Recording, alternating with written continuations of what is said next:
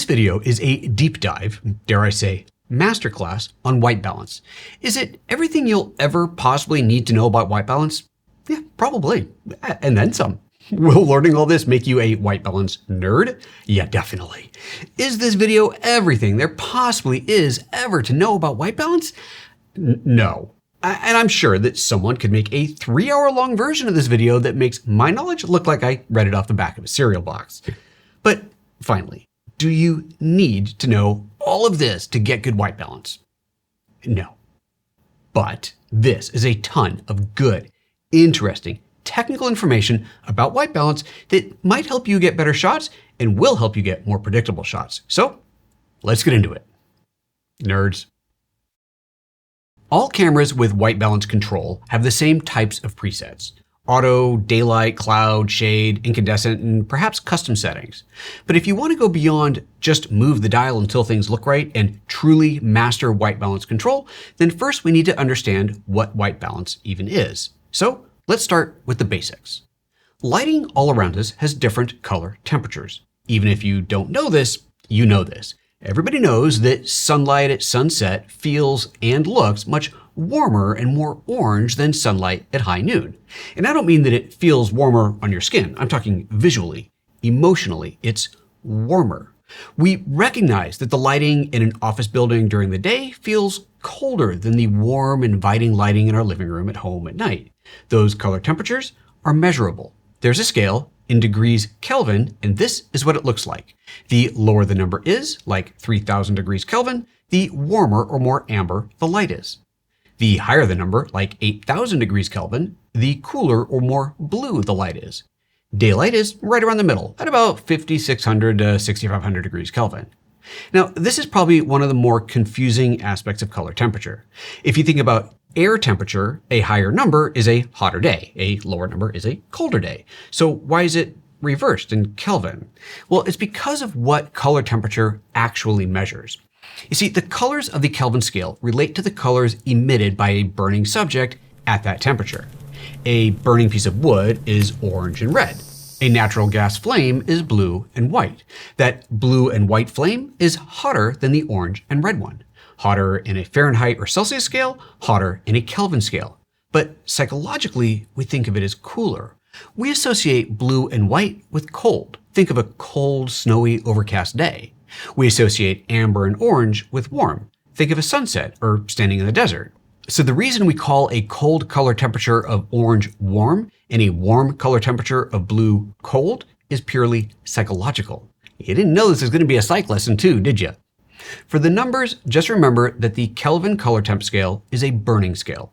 Things that burn orange and red and amber are, by the numbers, cooler than things that burn blue or white. And when it comes to talking about color temperature, we say that amber is warm and blue is cold because it feels right.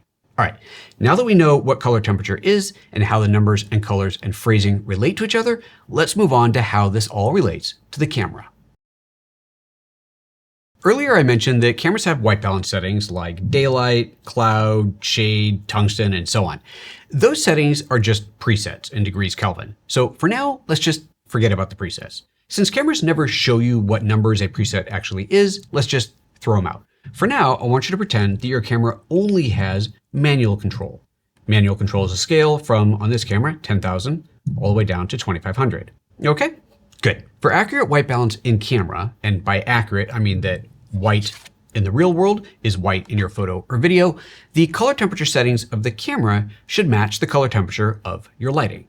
Meaning, if you have 3,000 degree lighting and you set your camera's white balance to 3,000 degrees, then anything that's actually white will appear white in the shot. If the lighting and the camera settings don't match, then any subject that's actually white will appear amber or blue. This is easy enough to solve and easy to remember how to solve it.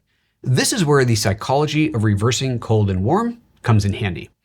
If the scene through the camera looks amber or overly warm, then turn down the temperature to cool it down. If it looks too blue, too cold, then turn up the temperature to warm it up. Nice and easy. If it feels cold, turn up the heat. If it feels warm, turn down the heat. Let's look at this in practice. These lights are set to a color temperature of around 5,500 or so degrees Kelvin. I have a white balance card here, and I'll put this right in view of the camera. This camera's color temperature is currently set to 9,500 degrees Kelvin, so it doesn't match the light temperature of the lights around it. And we can see that the image looks too warm. Just as I said earlier, if you want to cool it down, you just need to lower the temperature, like so. I'll take the color temperature down, down, down. It gets closer and closer to white, but eventually it goes past that point and it gets too cold and turns blue. Now that it's blue, how do I warm it back up again? Well, let's just turn up the heat. Easy enough to remember. Just take the color temperature and raise it up and up and up until it looks white. So when we use the term white balance, what we mean is that the color temperature setting in the camera is balanced with the color temperature of the light that's hitting our subject. With that information, now we can look at the presets in our camera. This is a Lumix camera, but these white balance settings will look pretty much the same on any camera. Starting from the top with AWB or auto white balance, as the name says, the camera will automatically set the white balance. Just like auto exposure, sometimes it gets it right and sometimes it doesn't. This camera also has auto white balance C for cool and W for warm, meaning that whatever the correct white balance is determined to be, the camera will automatically make the image a little bit warmer or a little bit cooler. And if that sounds confusing as to why you would want that, don't worry, we'll come to that later. And the rest of these settings, like sun, cloud, shade, and incandescent or sometimes tungsten, are simply presets in degrees Kelvin. Unfortunately, most cameras don't actually tell you what the temperature those presets are, but it doesn't really matter. Using these is about simplicity and consistency, not about accuracy. If you're going to use them, choose the preset that most closely matches your shooting situation. If you're shooting in the sun, set it to sun. And keep in mind that the sun white balance in camera is probably somewhere around 5,600 degrees Kelvin or so. But sunlight isn't always 5,600 degrees Kelvin or so. The actual color temperature of sunlight depends on the time of day, the atmosphere, your altitude, the subjects around you bouncing light into your frame, all kinds of things. So whatever preset you choose means that the white balance should be close-ish to accurate, but more importantly, it'll remain consistent. Every time you stop and start recording again, the white balance isn't going to be recalibrated, which is what will happen in auto mode, meaning the white balance can shift from shot to shot, a total nightmare in editing. Now don't get me wrong, auto white balance can be hugely useful. If you're bouncing from location to location, it may be the best choice to make. But if you're shooting multiple shots in a consistent or even subtly changing environment, then it can be a problem. Choose wisely. By the way, for video shooters, if your camera has the option to change white balance automatically while shooting in auto balance mode, that's a very important setting to be aware of. On the one hand, you wouldn't want to risk white balance shifting while you're shooting what should be a consistent setup just because, say, a cloud passes overhead. On the other hand, if you know that your color temperature will shift and you want to easily compensate for it, then that setting can be a lifesaver. Here's a video clip shared with me by my buddy Mark Blank-Settle, a reporter for the BBC, using the Blackmagic camera app on his iPhone. In this first shot, the white balance is manually set and locked in at 7360 degrees Kelvin, which you can see at the top. As he pans the camera from outdoors to indoors, the camera's white balance setting does not change, but clearly the color temperature of the room is dramatically different than outdoors, and so now what should be white sheets are an extremely warm amber color. Then he switches the camera to auto white balance and pans again. Watch the color temperature reading, and it changes from around 7,300 to about 3,200, and the white sheets now look white. In the Blackmagic camera app, the setting is called Lock White Balance on Record. There's no right or wrong choice here, it will just depend on your shooting situation, and it is a setting that you need to be aware of. Then you have manual white balance, which is the setting I was working with in an earlier chapter, adjusting the temperature in 100 degree Kelvin stops. And finally, we have custom white balance. That's what these two little facing triangles are, and this symbol is pretty similar across camera brands. If you see this, it means custom. And this is the most useful and most accurate white balance setting that your camera has. If you're watching this video, then clearly you like to learn. And YouTube is a great place to start. I mean, I'm a fan, but if you're looking for entire classes that you can take to really deep dive into a subject, then I encourage you to check out this show's sponsor, Skillshare. Skillshare, if you aren't aware, is an online education platform. There are classes on so many different topics. Look here as I hit the browse button, there's just so many categories to choose from. If, like me, you spend your days creating content for YouTube or for clients, and there are classes on pretty much every tool you might use, from Photoshop to DaVinci Resolve to QuickBooks to ChatGPT, classes on lighting, cinematography, scriptwriting, directing, and more. Or Step out of this world and learn how to do something different, like learn how to sew, or how to barbecue, or how to grow vegetables. Seriously, like everything is on here. I started using Notion recently to organize my YouTube production schedule, and if you've ever used Notion, you know how deep of a rabbit hole that app is. I took a Notion class on Skillshare and I was up and running in no time. I also took a course on vibe coding. My app doesn't quite work yet, but if I figure that out, I'll be sure to tell you all about it. You can join Skillshare using my link below or with this QR code, and the first 500 of you to try it out will get a 1-month free trial. There's even a 43-minute video on white balance, so if you're still hungry after this, now you know what to watch next. Okay, back to the camera.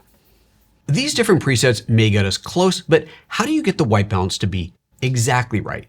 Simply adjusting the temperature until it looks right on screen isn't going to cut it. There are several ways to measure and match the color temperature of the light around us, and I'll cover many of them, even if you're unlikely to ever use most of them, because it'll expand your understanding of white balance. But let's start with the simplest method, and that is custom white balance, a setting any decent camera or professional phone camera app should have.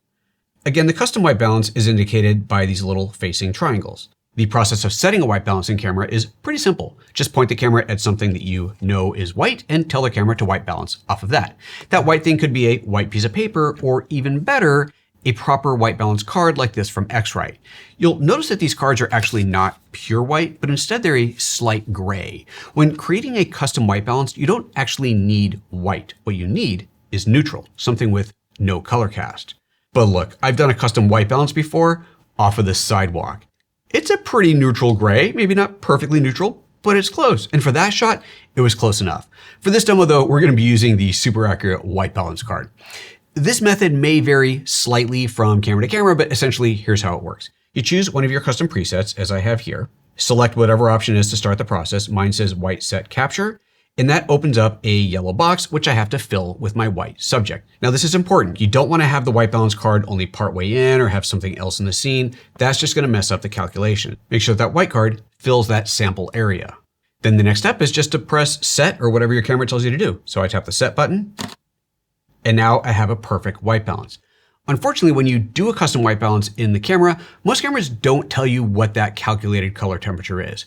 This is actually something that I really like about Blackmagic cameras and even the Blackmagic camera app. Check this out. I'll open up the Blackmagic camera app, and with the white balance set to auto, you can see as I point the camera around that the white balance is changing.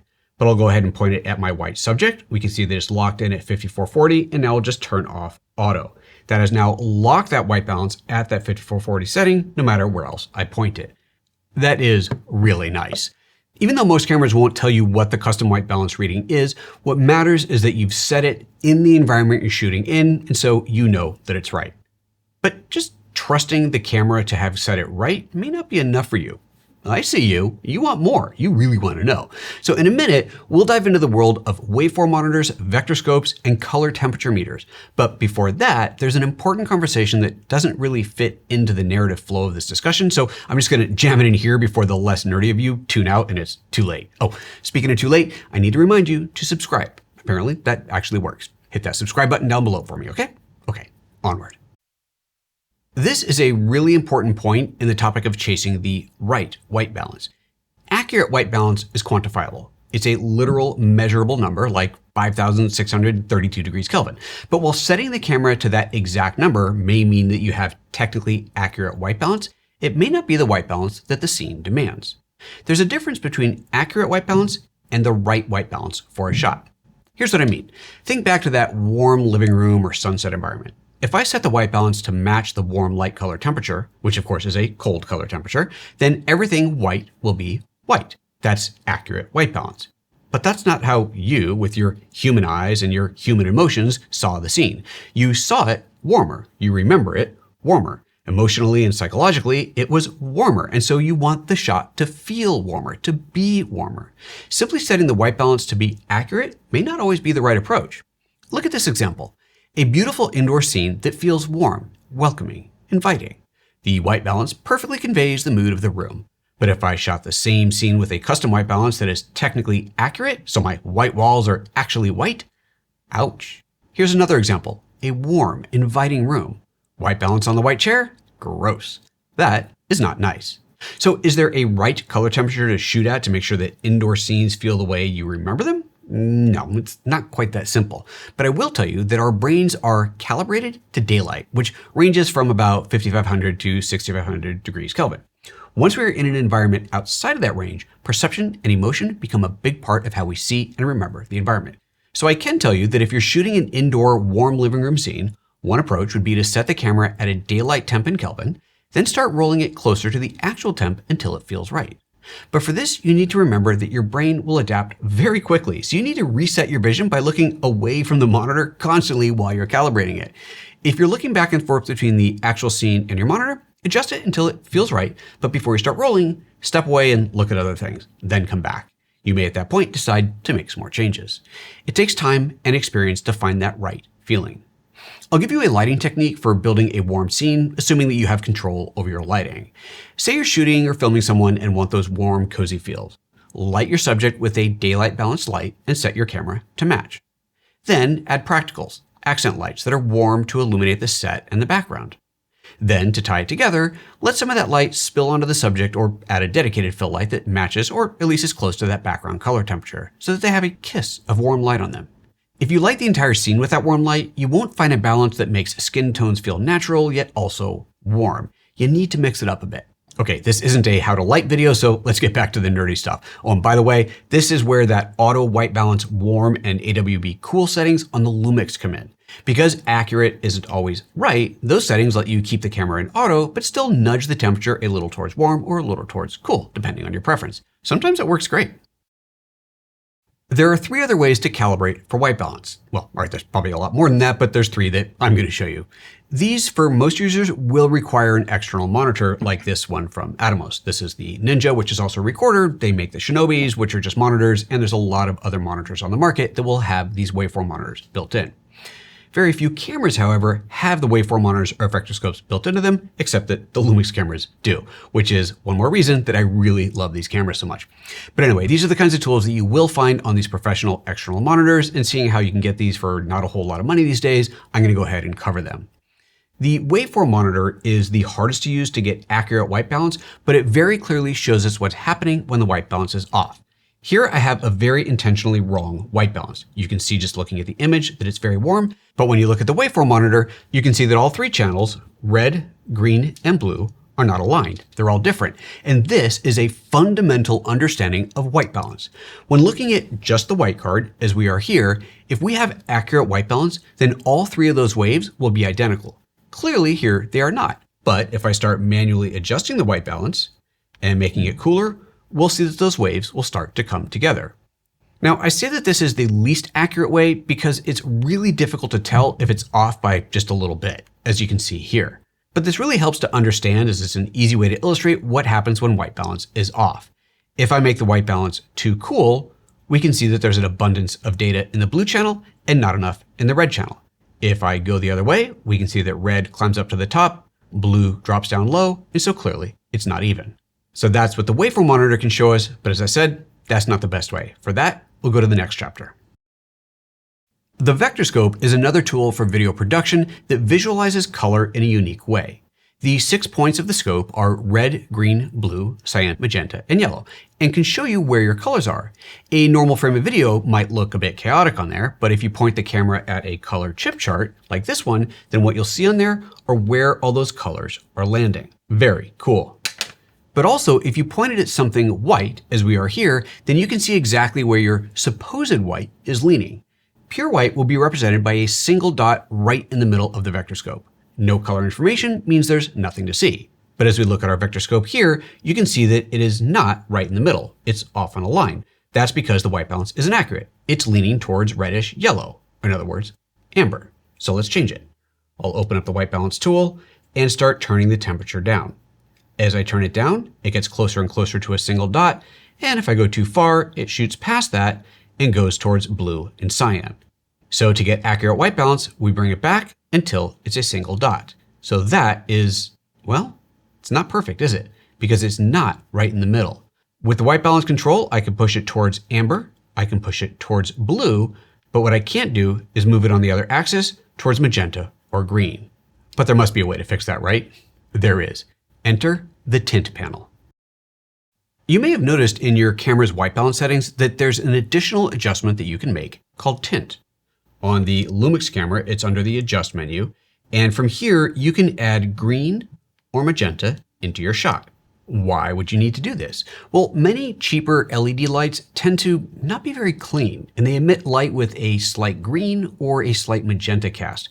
Even high quality lights can do this, especially as they age.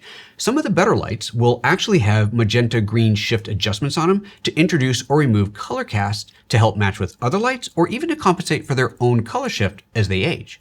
Cameras have a green magenta shift adjustment in their white balance settings to compensate for a magenta green cast coming from those inaccurate lights. In the case of our neutral white on the Vectorscope, it can be used to nudge that dot perfectly into the neutral position, like this.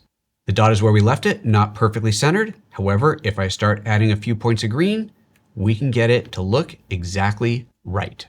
So now you can see why the Vectorscope is such a powerful tool for adjusting white balance. While we're looking at the Vectorscope, this is an opportunity to show just how good the custom white balance is. I'll really mess things up by setting a custom white balance based off of my hand. So this is going to be completely wrong. And there we can see the scene has gone totally blue. Now I'll do a proper custom white balance. So back into the menu and capture the white. And look at the Vectorscope. That dot is perfectly centered. So this really is the easiest, most accurate way to get it perfect. But remember what I said earlier. Accurate doesn't always mean right. So let's take advantage of this accuracy combined with the adjustment panel to shift slightly towards warm or cool. If we go back into the panel, you'll see that not only do you have green and magenta shift on the vertical axis, you have an A-B shift on the horizontal axis.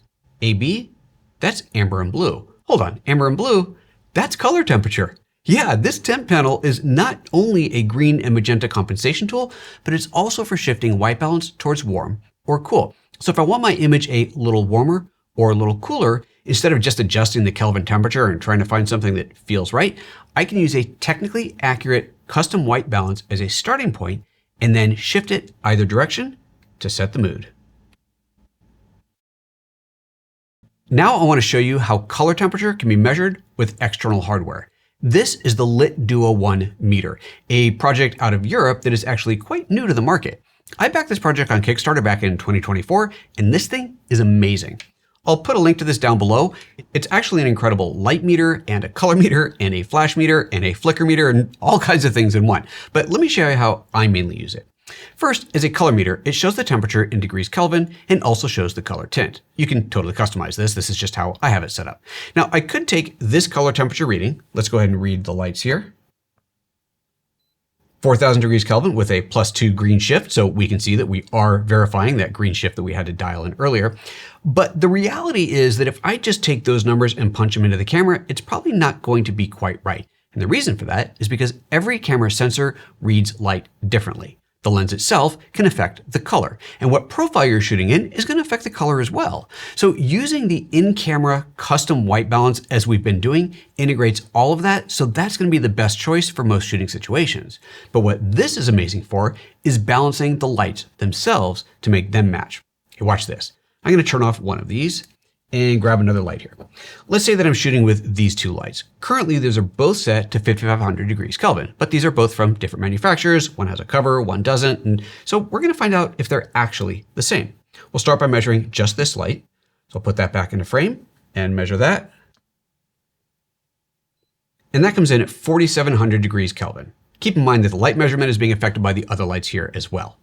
So this one is set to 5,500, but it measured at 4,700. Now let's see what this one is. Put that into place, measure that,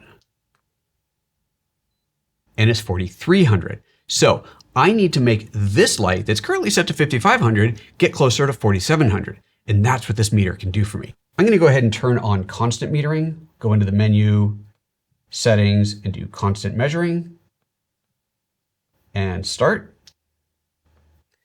And now it'll keep measuring every couple seconds so I can adjust the temperature and see what we get to. 44, there's 4630, 4700. We're gonna leave it right there. So this light is now set to 6,000 degrees Kelvin, while this one was set to 5,500, but they match. That's what this hardware can do for me. I use this on all of my sets now. Whenever I have to combine lights from different manufacturers, or let's be honest, even if I'm combining lights from the same manufacturer, I will measure and adjust. My goal is usually to have all the key lights as close to the same color temp as possible, and then to do a custom white balance in camera, and then to add the accent lighting like we did in that warm scene setup earlier. It's a very useful tool. It's not cheap, but it's very helpful. Again, I'll have a link to this Lit Duo 1 down below. The last point I want to address here is mixed lighting scenarios that you can't control. You can't change the sun. You can't change the overhead lights in an office that you're shooting an interview in. You might have LED lights that have no color temperature control. Clearly, custom white balance is going to be your friend here, but all it can do is make the white card white in one specific scenario. If you have a warm light here and a cool light here, there's not going to be anything you can do to change the lighting. So it becomes about finding a balance. So let's do this. I've set these lights to two different color temperatures, as you can very clearly see here. One very cool, one very warm. I'll put them into the shot, and we can see quite obviously how we have warm on one side and cool on the other. I'll go ahead and do a custom white balance like we've been doing all day here. And that's good, but we can still quite clearly see that one side is warmer while the other side is cooler. Really, it's only the middle of the frame that looks accurate. So in this case, what am I going to do? Well, I'll decide which one I want to favor. In this case, let's say I want to favor the cool so that I can add some warmth into the shot. I'll go ahead and tilt the white card towards the cool light, maybe even turn off the warm light, but that might be a bit too much. We'll go ahead and do that same custom white balance again. And now it's more towards cool. And if we go back, we've got a cooler overall set with that slight warm hint. There's no way to fix this, right? But I can choose to lean one way or the other. Or of course, I can just go full manual, adjust in temperature Kelvin, and try and find what looks best. In a situation like this, without being able to change the lights, clearly it's going to be impossible to get an even white balance. So you got to choose which way you want to go. If the custom white balance isn't working, then you always have the manual to fall back on. Go into temperature degrees Kelvin and just start moving it up and down and look for what looks right. Using the tools that we looked at today, like the Waveform monitor and the Vectorscope, can certainly help you to get closer to that perfect white balance, even with a color shift that you may have to deal with. I hope you've enjoyed learning all this super nerdy white balance stuff with me. I've certainly covered a lot, and I'm sure there's a lot more to know. But if you take away nothing else from this video, remember this. If your scene feels too warm, turn down the temp. If it feels too cold, turn up the heat. Use custom white balance to get perfect white balance, but remember that perfect isn't always right. And the most important final lesson is that none of this actually matters. What does matter is that it feels right. Lighting is an emotion. Make the scene feel the way you want it to feel, and you've nailed it. Please check out the show's sponsor, Skillshare. Click on their link or scan the QR code to get that free trial. If your brain isn't mush and you want another equally nerdy and technical video to watch next, check out this one I did a few years ago on light flicker. It's got math in it. Subscribe if you haven't already, like the video if you did, and I'll see you in the next video.